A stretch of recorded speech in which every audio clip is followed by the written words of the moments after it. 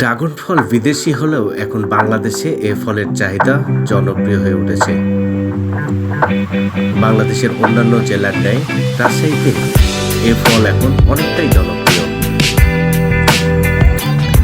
মূলত বরেন্দ্র অঞ্চল নামে খ্যাত গোদাগাড়ী উপজেলায় এই ড্রাগন ফলের চাষ হয় বেশি।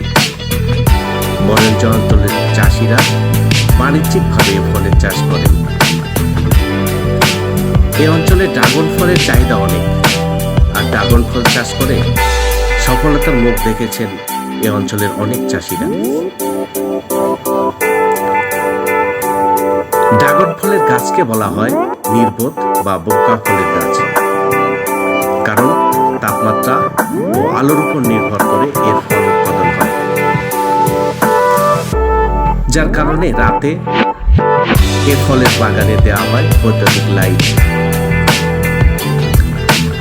আলো পেলে ড্রাগন ফলের গাছ দিনের আলোর মতোই বাড়তে থাকে, আর আলো না পেলে এই গাছ বুঝতে পারে এখন রাত, এতে বাড়তি কমে যায়।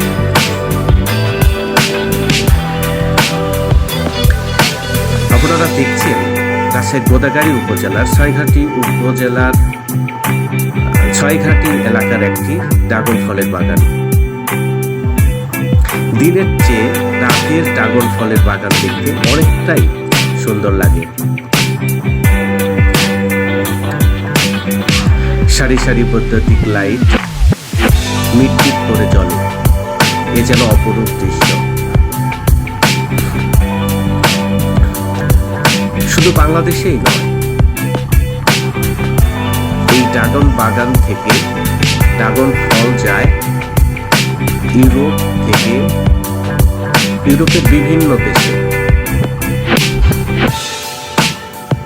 ইউরোপের দেশগুলো ছাড়াও বাংলাদেশের ড্রাগন ফল এখন বিভিন্ন দেশে অনেকটাই জনপ্রিয়।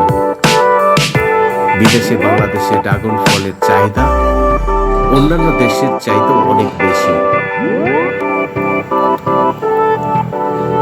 কারণ রাজশাহী অঞ্চলের ড্রাগন ফল যেমন সুস্বাদু তেমনি আকারে বড় হয়।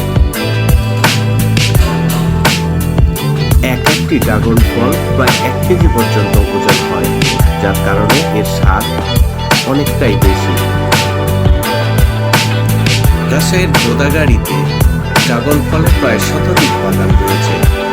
প্রত্যন্ত খাল বিলে এসব ড্রাগন চাষ করা হয়েছে। বরেন্দ্র অঞ্চলের মাটি উর্বর হওয়া এর ফলনও বেশ ভালোই হয়। বিশেষ করে রাতে গোদাগাড়ীর খাল বিলে ড্রাগন ফলের বাগানে মনোরম দৃশ্য চোখে পড়ে। দূর থেকে দেখলে প্রাণ জোড়ানো মনোরম দৃশ্য যেন অপরূপ দৃশ্যের মতো মনে হয়। বিশেষ করে রাতের দৃশ্যটি আরো বেশি মনোমুগ্ধকর। অন্যান্য ফসলের চেয়ে ড্রাগন চাষে বেশি মুনাফা প্রয়োজন হয়। তারপরও রাজশাহীর শত শত বেকার যুবকরা কৃষি ঋণ নিয়ে ড্রাগন ফলের চাষ করে এখন স্বাবলম্বী হয়েছে। ড্রাগন ফল চাষ করে ঘুরে দাঁড়িয়েছেন এই অঞ্চলের যুবক যুবতীরা।